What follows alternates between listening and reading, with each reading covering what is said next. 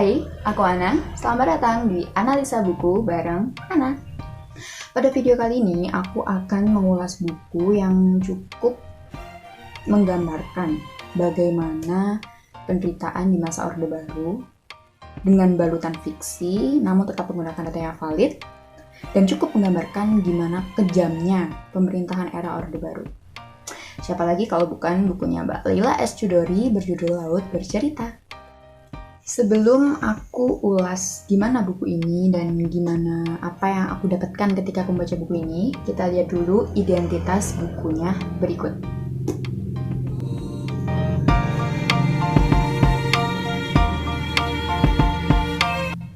Nah, pertama kali ketika aku melihat buku ini, kita bisa lihat covernya dulu ya. Aku akan review bagian covernya dulu.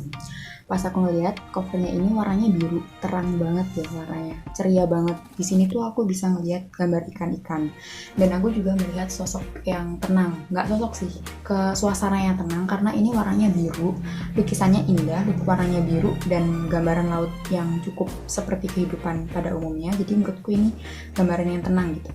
Tapi ternyata di sini kita bisa ngeliat ada kaki yang terkerangkeng di bawahnya, dan aku nggak tahu apa maksudnya gitu ketika aku pertama kali bertemu dengan buku ini. Tapi kalian akan tahu buku ini mengisahkan tentang apa ketika kalian membaca sinopsis yang ada di akhir buku ini. Di sini ada 4 paragraf sinopsis yang menjelaskan apa isi dari buku ini, dan ini sudah dijelaskan tentang tahun. Jadi di sini ada tulisannya Jakarta Maret, Jakarta Juni 1998, Jakarta 2000. Nah, aku akan membacakan bagian yang paling akhir. Laut Bercerita, novel terbaru Leila S. Chudori, bertutur tentang kisah keluarga yang kehilangan, sekelompok sahabat yang merasakan kekosongan di dada, sekelompok orang yang gemar menyiksa dan lancar berkhianat, sejumlah keluarga yang mencari kejelasan makam anaknya, dan tentang cinta yang tak akan pernah luntur.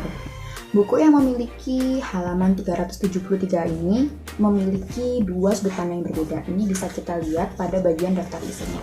Aku akan menunjukkannya kepada kalian. Nih, kita bisa lihat di sini. Di sini ada tulisan biru laut, terus yang kedua ada tulisan Asmara Jati. Jadi buku ini menceritakan tentang kisah pada zaman itu, tapi dengan 2 tokoh utama dan 2 sudut pandang yang berbeda. Pertama kali ketika membaca buku ini, kita akan langsung disuguhkan dengan gambaran seorang biru laut yang tengah terjerembab di bawah laut, dan ia menyaksikan bahwa ikan-ikan tengah melihat dia semakin tenggelam ke dasar laut. Dan dari bawah laut itulah ia mulai bercerita. Oleh karenanya judulnya pun bercerita. Laut sendiri adalah seorang mahasiswa jurusan sastra Inggris di salah satu universitas di Yogyakarta, dan ia merupakan salah satu anggota dari sebuah organisasi bernama Wirasena, tepatnya di Sayegan, Yogyakarta. Kisah awal cerita ini dimulai pada tahun 1991, di mana biru laut mengikuti sebuah organisasi bernama Wirasena tadi yang ada di kota Sayegan, Yogyakarta, dan itu merupakan salah satu organisasi yang ditentang dan dianggap meresahkan oleh pemerintah.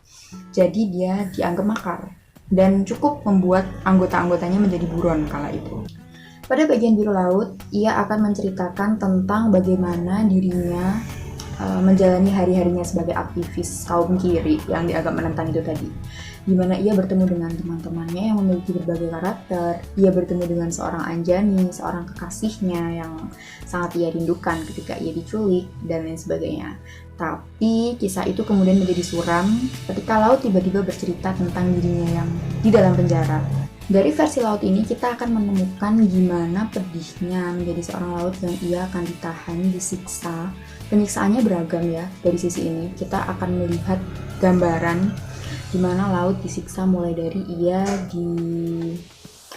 disetrum, dipukul, diinjak, dipaksa untuk tidur di atas balok es yang dingin, dan itu membuatku ngilu gitu. Maksudnya, wah, gimana ini Mbak Leila menceritakannya dengan sangat gamblang gitu maksudku. Tak cukup sampai di situ, teman-teman dari Wirasena pun juga banyak yang mulai ditangkap oleh aparat pemerintah. Dan salah satu bagian kenapa ia ditangkap itu juga karena pengkhianatan oleh temannya sendiri. Jadi ada teman satu organisasinya dia yang ternyata dia pengkhianat dalam hal itu.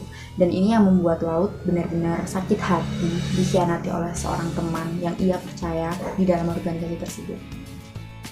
Beberapa teman aktivis di Wirasena yang sudah diculik oleh pemerintah akhirnya dikembalikan kepada keluarganya, namun tidak dengan biru laut yang dia hilang tanpa jejak. Cerita ini kemudian berlanjut pada bagian sudut pandang Asmara Jati, di mana ia menantikan kepastian kedatangan biru laut. Asmara Jati sendiri adalah adik dari biru laut yang selalu menunggu kedatangan dari kakaknya.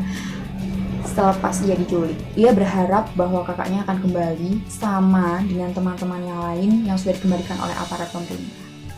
Namun nggak tahu kenapa, menurutku bagian Asmara Jati ini adalah bagian yang paling sedih, pedih, dan menguras air mata karena memang di sini kita akan melihat ketidakpastian, kegelisahan para orang tua menunggu orang-orang yang disayang, mulai dari sahabat, kerabat, kekasih, kawan yang nggak tahu kapan baliknya gitu. Tentunya tidak hanya keluarga Biru Laut saja yang merasa kehilangan, namun keluarga-keluarga lain juga merasa kehilangan hingga akhirnya mereka membentuk komisi pencarian orang hilang yang di situ memang bertujuan untuk mencari orang-orang yang hilang dengan harapan mereka akan menemukan informasi-informasi baru yang kiranya bisa mengetahui. Mereka hanya menuntut jikalau orang terdekat kita ini meninggal, gimana jenazahnya, gimana makamnya. Oke, itu tadi sinopsis dari Laut Bercerita karyanya Mbak Leila S. Chudori. Tapi dibalik itu semua, aku nggak bisa mengelak bahwa Mbak Leila ini berhasil untuk menggambarkan penyiksaan yang dirasakan oleh biru laut dengan gamblang. Dia menggunakan diksi yang tepat untuk merasakan kesedihan, penyiksaan yang dirasakan oleh biru laut.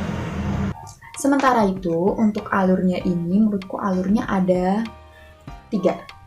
Aku bingung sih sebenarnya mendeskripsikan alurnya ini gimana. Karena pada bagian biru laut, alurnya dia maju mundur. Tapi pada bagian Asmara Jati, alurnya dia maju gitu. Jadi kalian nanti kalau misal baca buku ini di awal-awal mungkin bakal merasa bingung gimana sih ini ceritanya tapi kok loncat-loncat gitu. Tapi ketika kamu udah ada di bagian akhir, kamu akan merasa sedih karena emang alurnya maju dan kita bisa ngikutin gimana kesedihan yang dirasakan oleh tokoh-tokoh dalam novel ini. Novel dengan latar belakang tahun 1998 ini dan penggulingan masa Orde Baru era lalu ini merupakan salah satu novel sejarah yang cocok banget untuk kamu yang suka baca buku sejarah. Selain itu, penulisan novel yang gamblang ini juga akan memberikan kita gambaran gimana sebenarnya aparat-aparat kita ini menyiksa para aktivis-aktivis dahulu kala pada era Soeharto. Tapi ya, satu hal yang membuat kepalaku ini berpikir gini, ketika aku membaca buku ini dan mengetahui bahwa terdapat siksaan-siksaan dari para aktivis tersebut, yang ada di otakku adalah Lutfi yang dulu sempat heboh. Aku akan tampilkan fotonya di sini. Yang dulu sempat heboh karena ia ditangkap ketika aksi mahasiswa di bulan September tahun lalu, yang ia mengaku bahwa ia disetrum, bahwa ia disiksa, bahwa ia dijepit kupingnya. Dan menurutku itu kayak relate sama siksaan yang dilakukan pada biru laut di tahun 1998. Nggak tahu kenapa, menurutku siksaan itu tuh kayak udah mendarah daging gitu maksudnya. Apakah ini sudah mendarah daging? Karena memang kan kekuasaan Soeharto udah 32 tahun gitu. Nggak bisa dipungkiri dong bahwa rezimnya yang dia bawa itu mungkin masih bisa dirasakan di hari ini. Salah satunya penyiksaan aparat itu. Nah, aku sangat merekomendasikan buku ini untuk kalian yang suka sejarah. Tapi aku tidak merekomendasikan buku ini untuk kalian yang merasa tidak tega untuk melihat siksaan-siksaan yang kejam. Karena buku ini cukup gamblang untuk menggambarkan itu. Dan aku juga menyarankan kalian untuk membaca buku ini sebagai cara untuk melawan lupa bahwa pada tahun 1998 terdapat banyak sekali aktivis yang belum dipulangkan hingga hari ini. Banyak sekali keluarga yang ditinggalkan, banyak sekali kepedihan yang dipendam. Jadi tidak hanya unsur yang lain, tapi ini juga merupakan salah satu novel yang bisa mengingatkan kita gimana sedihnya keluarga yang ditinggalkan hingga hari ini, dan menjalani hari-hari ini dengan berat karena tidak tahu keberadaan orang yang disayang, karena tidak tahu gimana keberadaan mereka. Jadi buku ini adalah ajang untuk melawan lupa akan sejarah masa kelam kita. Mungkin itu dulu review buku dari Anna Masborough. Semoga kalian bisa termotivasi untuk membaca buku ini, karena memang buku ini akan sangat membantu kita bahwa kita pernah berada di masa-masa kelam Indonesia pada kala itu, dan banyak sekali aktivis yang tidak tahu, yang belum dipulangkan hingga hari ini, dan kasusnya bahkan belum banyak dipecahkan ya. Jadi semoga saja kita menemukan titik temu, dan ini merupakan salah satu novel yang cukup membuat kita mengingat akan hal itu. Karena udah nonton video ini, semoga kalian suka sama video yang keduaku ini. Jangan lupa untuk subscribe channel aku supaya kalian bisa melihat rekomendasi buku lain yang aku baca. Terus aku juga ingin banget kalian komen apa sih sebenarnya yang kalian dapetin ketika membaca buku ini, karena setiap orang itu pasti punya pandangan yang berbeda gitu. Jadi buruan beli buku ini dan komen di bawah apa pendapat kalian, dan apakah kalian juga nangis sama kayak aku yang nangis ketika baca buku ini sampai 1 jam ketika membaca-bacanya terakhir.